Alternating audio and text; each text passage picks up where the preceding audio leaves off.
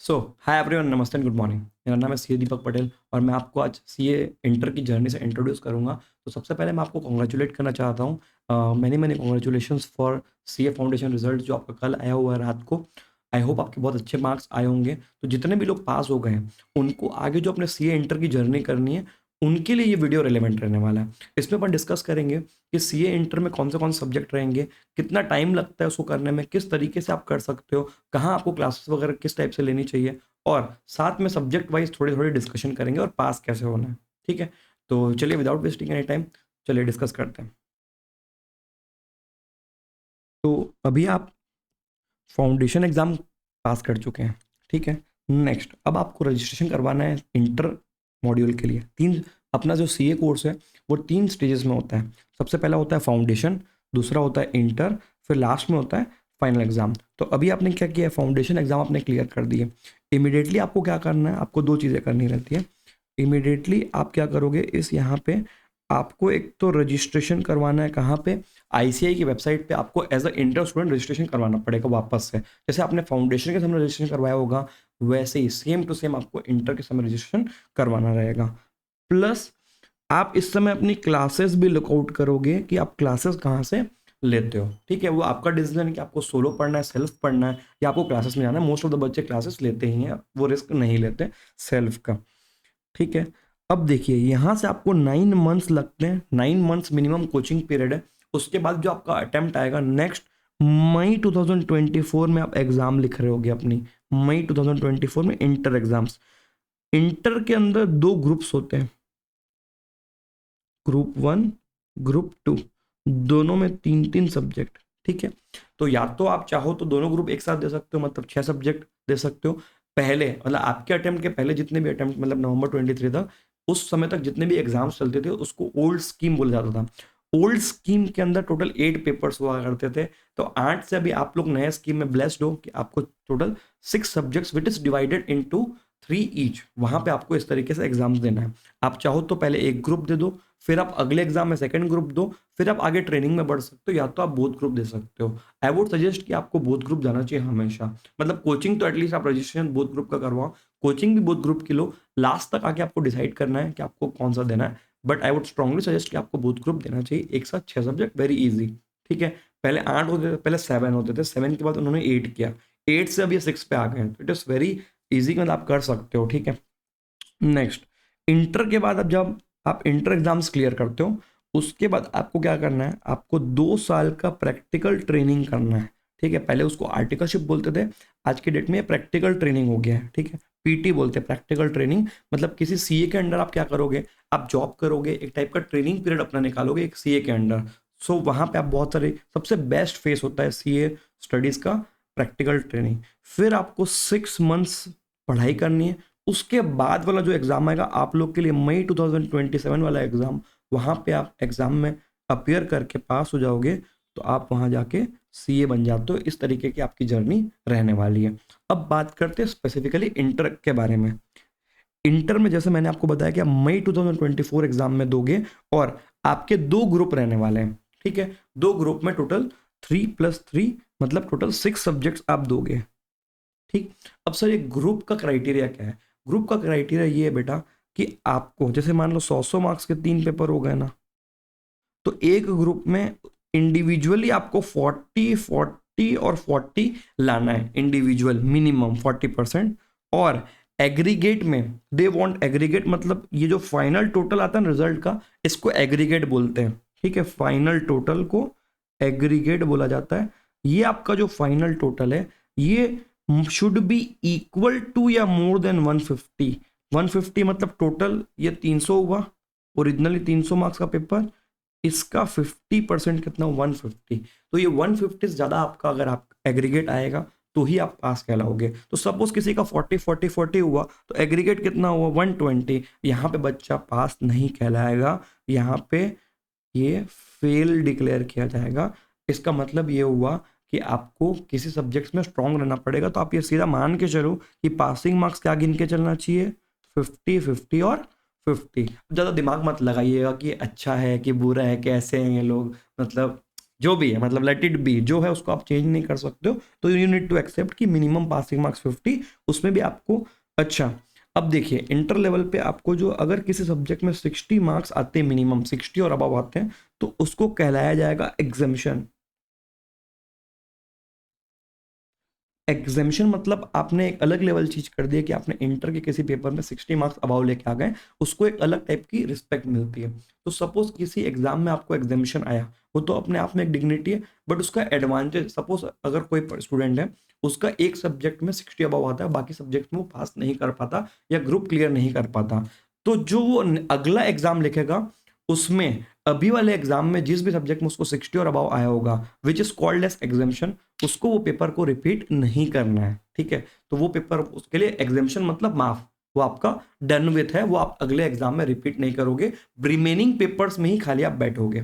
ठीक है, तो ये एक अच्छी बात है जो इंस्टीट्यूट ने दी है कि इस सब्जेक्ट में आप 60 अबाव लेके आते हो तो आपको सेकेंड टाइम रिपीट नहीं करना रहेगा। ठीक है, एक एग्जामिशन की बात हो गई, मिनिमम पासिंग की मार्क्स हो गई। अब देखिए, अगर आप बोथ ग्रुप देते हो तो उसका एडवांटेज मैं आपको समझाता हूं। जैसे सपोज आपका ग्रुप 1 का एग्रीगेट आता है 180, ठीक है, which is 30 more than the prescribe limit, 150 से 30 एक्स्ट्रा है। और ग्रुप 2 का टोटल आता है से 120, तो जो यहाँ पे सरप्लस है ना ग्रुप 1 में 30, उसको आप यहाँ पे यूटिलाइज करके पास कहलाए जाओगे। This is the major advantage जहाँ पे आपको बोथ ग्रुप करना चाहिए, कि आपका अगर एक ग्रुप में हो सकता है, कई बच्चे को ग्रुप 1 में एग्रीगेट ज़्यादा आते हैं, तो जहाँ पे भी आपका एक ग्रुप में प्रिस्क्राइब लिमिट से एग्रीगेट ज़्यादा है और सेकेंड ग्रुप में अनदर ग्रुप में आपका एग्रीगेट कम बन रहा है, तो आप जहाँ पे एग्रीगेट ज़्यादा है उसको इधर अपने आप सेट ऑफ करके आपको पास कहलाया जाएगा। टोटल आपका इंटर में फिर गिना जाएगा टोटल 6 सब्जेक्ट वाइज। ठीक है, तो that is a plus point both group करने का। और यार सिंगल ग्रुप वाले टाइम बहुत ज़्यादा वेस्ट करते हैं, मतलब चीज़ों को बहुत हल्के में लेते हैं, बहुत ज़्यादा टाइम वेस्ट करते हैं, तो उस हिसाब से भी वो सही नहीं है। स्ट्रांगली सजेस्ट कि आप बोथ ग्रुप जाओ, बार बार बोल रहा हूँ। ठीक है, अब नेक्स्ट, ठीक है, आप ओवरऑल स्कीम समझ गए कि अपने को इंटर में 2 ग्रुप रहेंगे, 6 सब्जेक्ट्स रहेंगे। ठीक है जी, 2 ग्रुप 6 सब्जेक्ट, आपके टोटल एक ग्रुप में 300 मार्क्स, उसमें से मिनिमम आपको आधे लेके आने हैं 50 मार्क्स। ठीक है, 50% दैट इज 150 मार्क्स आपको लेके आने हैं। और बोथ ग्रुप का एडवांटेज क्या रहेगा, एक ग्रुप में अगर शॉर्टफॉल, एक ग्रुप में अगर सरप्लस है, सरप्लस को शॉर्टफॉल में एडजस्ट करके आपको पास का बेनिफिट मिल सकता है। So that was the advantage. Now अगला अपन आते हैं कि सब्जेक्ट्स क्या क्या रहने वाले हैं। देखिए, ग्रुप 1 में आपका एडवांस अकाउंटिंग रहेगा, कॉर्पोरेट अदर लॉस रहेंगे और टैक्सेशन रहेगा। टैक्सेशन के अंदर 2 टाइप का रहेगा, डायरेक्ट टैक्स मतलब इनकम टैक्स और इनडायरेक्ट टैक्स मतलब जीएसटी आ जाएगा। फिर ग्रुप 2 में आपका कॉस्टिंग है, ये आपका प्रैक्टिकल सब्जेक्ट हो गया। ऑडिटिंग आपका थ्योरी टाइप का है और एफएम आपका प्रैक्टिकल हो गया। देखो पेपर नंबर 6 है, उसके 2 पार्ट होने वाले 50-50। ठीक है, 6A का सॉल्यूशन आप अलग दोगे एग्जाम में और 6B का सॉल्यूशन अलग दोगे। स्ट्रेटेजिक मैनेजमेंट आपका थ्योरी हो जाएगा। एडवांस अकाउंटिंग वैसे तो प्रैक्टिकल है बट कुछ थ्योरेटिकल एस्पेक्ट्स भी रहने वाला है। अब यार देखो, थ्योरी अपन जो 12th तक समझते थे वो किस टाइप का थ्योरी होता था, मतलब जो टेक्स्ट लिखा वो थ्योरी। यहाँ पे जितनी भी थ्योरी है ना वो मोस्टली प्रैक्टिकल ओरिएंटेड है, तो उससे चिड़िए मत। ठीक है, अच्छी चीज़ है वो। नेक्स्ट, टैक्सेशन आपका सेमी प्रैक्टिकल है, मतलब आपको यहाँ पे थ्योरी पढ़ना है, मतलब आपको लॉ पढ़ना है, income tax law, GST law, मतलब पूरा लॉ पढ़ना है, प्लस उसके प्रैक्टिकल क्वेश्चंस पे उसको अप्लाई करना रहेगा, तो it is semi practical. Right, तो ये सब्जेक्ट का इंट्रोडक्शन एक ऊपर ऊपर से हो गया। आइए एक बार ना अपन सीए इंस्टीट्यूट का जो प्रोस्पेक्टस आया था उसमें इंटरमीडिएट मॉड्यूल के बारे में जो भी चीज़ें लिखी हुई है वो साथ में समझ लेते हैं।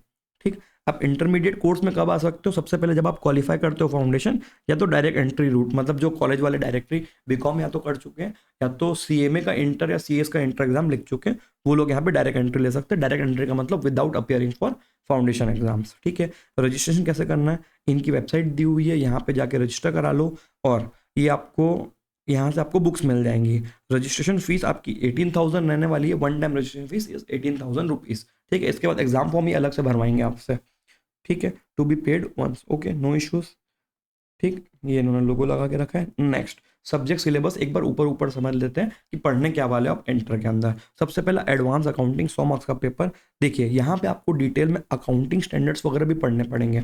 एएस का पढ़ाई होने वाला है। एएस में क्या होता है, आपको अकाउंटिंग स्टैंडर्ड पढ़ने प्लस उसके एप्लीकेबल क्वेश्चंस पढ़ने पड़ेंगे। तो ये आपका लॉ, प्लस प्रैक्टिकल क्वेश्चन हो गया जी, ठीक है, दोनों साथ में।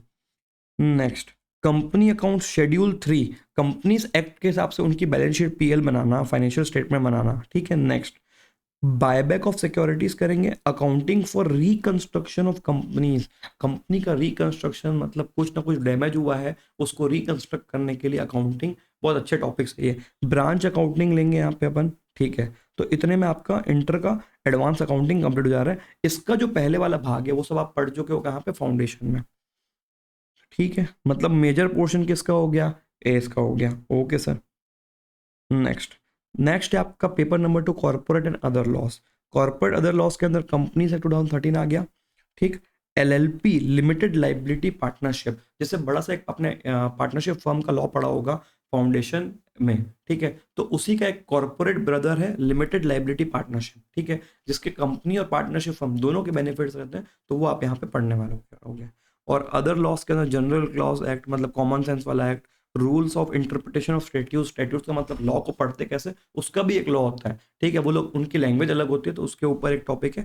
FEMA, foreign exchange management act 1999, बहुत प्यारा सा एक्ट है। इसके अंदर आरबीआई गवर्न करती है फॉरेन एक्सचेंज को, फॉरेन एक्सचेंज इंडिया में कौन रखेगा, कैसे रखेगा, किस तरीके से कितना रखना अलाउड है, बाहर जाओगे तो कितना लेके जा सकते हो, किससे ले सकते हो, वो सारी बातें इसके अंदर रहेगी, ठीक है। नेक्स्ट, अब आते हैं टैक्सेशन के बारे में। टैक्सेशन अपना टॉपिक है, अपन पढ़ाएंगे दोनों आपको, डीटी और आईडीटी, ठीक है, मतलब इनकम टैक्स और जीएसटी, और बेहतरीन मजा आएगा आपको गारंटीड, ठीक है। अब देखिए, इनकम टैक्स मतलब इनकम के ऊपर टैक्स, और जो जीएसटी होता है वो सेल के ऊपर टैक्स होता है, गुड्स और सर्विस सेल्स टैक्स है बेसिकली, वो जीएसटी उसका नाम है बट वो है सेल्स टैक्स। तो कभी भी आप सामान सेल करोगे तो उसके ऊपर क्या लगेगा, जीएसटी लगेगा। और सामान सेल करके जब नीचे आपका प्रॉफिट आता है ना, वो आपकी इनकम होती है, वहां आपको इनकम टैक्स वाले पकड़ेंगे जी, ठीक है। तो इनकम टैक्स थोड़ा सा अलग है और जीएसटी अलग है, दोनों के लॉ अलग है, दोनों के एक्ट अलग है, एंड देयरफॉर आपके सिलेबस में दोनों का 50-50 मार्क्स का सेपरेट कवरेज रहेगा, कोई ऐसा मिक्सचर नहीं। दोनों का पेपर भले आप एक दिन अपियर करोगे बट दोनों का सॉल्यूशन अलग अलग शीट में लिखना है, मतलब दोनों का ऐसा मिक्स नहीं रहेगा, ठीक है, बेहतरीन। और अगर आप ढंग से पढ़ते हो और हर क्लास अटेंड करते हो, डेफिनेटली आपका one of the most favourite subject बन सकता है इनकम टैक्स और जीएसटी, वो आप पे डिपेंड करता है। और अगर नहीं बनाओगे तो फिर सीए क्यों ही बनना है, मेरे को बता दो भाई, ठीक है। तो अपनी speciality income tax, GST, corporate law, accounting हर जगह होनी है, राइट, ठीक है सर। तो अब इसके अंदर जो डिटेल्स है इसके अंदर अपन नहीं घुसते हैं, अभी ज़्यादा टेक्निकल हो जाएगा, उसको जब आप क्लास में आओगे तब अपन बात करेंगे, ठीक। एकदम ही आप पहली बार पढ़ रहे हो ये सब चीज़ें, एकदम फर्स्ट टाइम, ठीक। Next is cost and management accounting. Cost and management accounting के अंदर कॉस्ट, जैसे अपन जो अकाउंटिंग अभी तक पढ़े हैं, that accounting is called financial accounting, ठीक है। फाइनेंशियल अकाउंटिंग मतलब ट्रांजेक्शन का हिसाब रखना।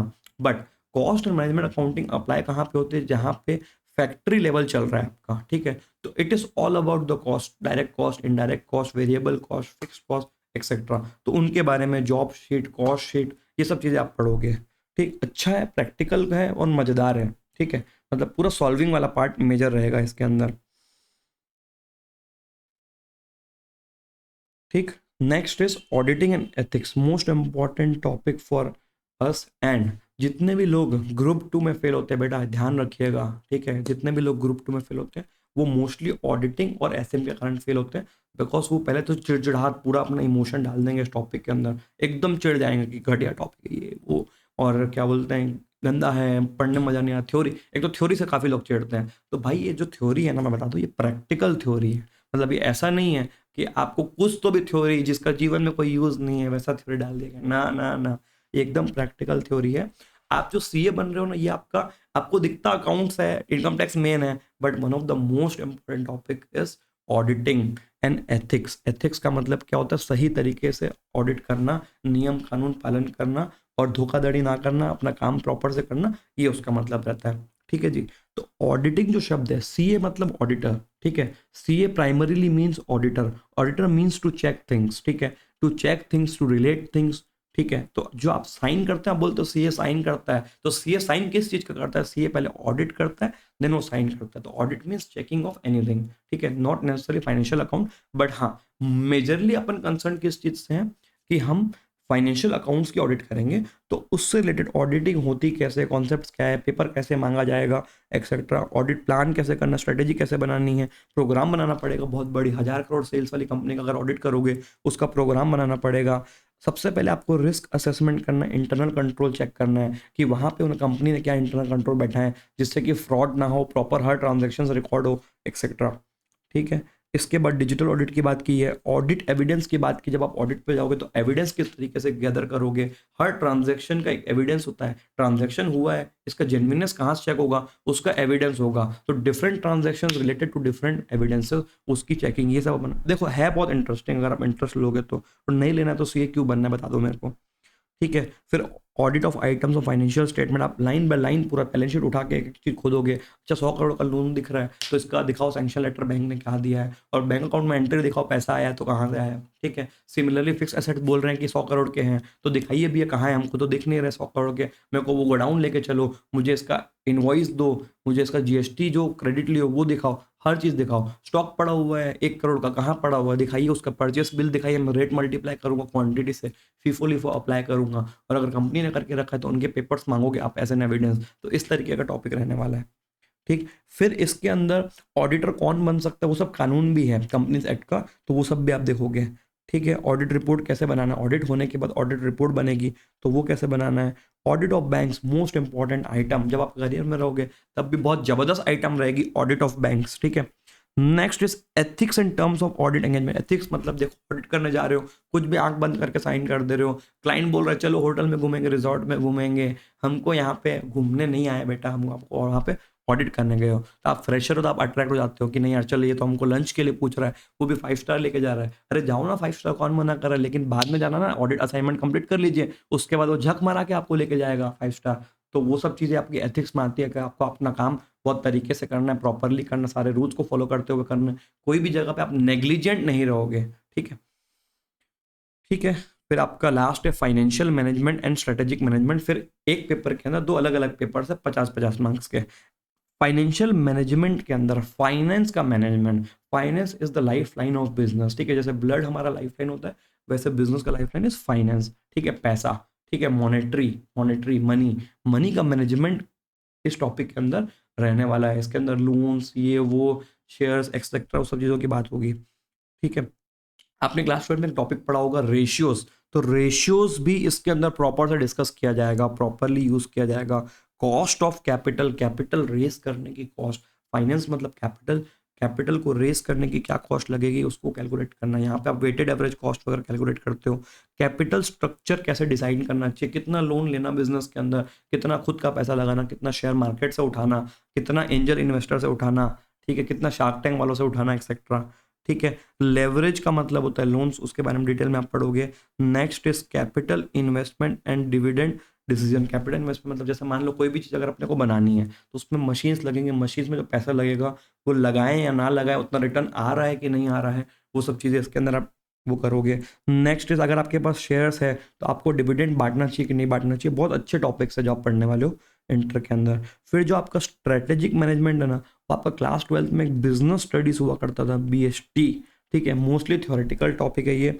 ठीक है। स्ट्रेटेजीज क्या होती है, विजन गोल्स क्या होते हैं, स्ट्रेटेजिक लेवल क्या होता है ऑर्गेनाइजेशन के अंदर, माइक्रो मैक्रो एनवायरनमेंट क्या होता है, value chain analysis, porters, internal environment, मतलब ये पूरा का पूरा आपका BST है। ठीक है। स्ट्रेटेजिक चॉइसेस, फिर इसके अंदर अलग अलग थ्योरी है ये आप पढ़ोगे। तो विद दैट आपके जितने भी टॉपिक्स हो सकते थे उसका एक इंट्रोडक्शन कंप्लीट होता है। बस शुरू का आप टॉपिक ध्यान रखिएगा। बाकी प्रोस्पेक्टस का लिंक मैं यहाँ पर डिस्क्रिप्शन में दे दूंगा, और ये जो फाइल अपन ने बनाया था ना ये वाली, ये भी, इसका भी मैं आपको लिंक डिस्क्रिप्शन में दे दूंगा। ठीक है। अगर आप मेरी बात करो तो मैं आपको 2 सब्जेक्ट पढ़ाऊंगा, CA इंटर में इनकम टैक्स, ठीक है, और GST मैं आपको पढ़ाऊंगा मेरे क्लासेस के थ्रू। अगर आप इंटरेस्टेड रहोगे तो कमेंट में डाल दीजिए कि हाँ सर इंटरेस्टेड है, तो उस तरीके से अपन लॉन्च करेंगे। ठीक है। Bye everyone, take care, have a nice day. और कोई भी कमेंट्स रहेगा वो नीचे आपके कोई भी क्वेश्चंस रहेंगे वो आप कमेंट में डाल देना। ठीक है। Bye everyone, take care, have a nice day.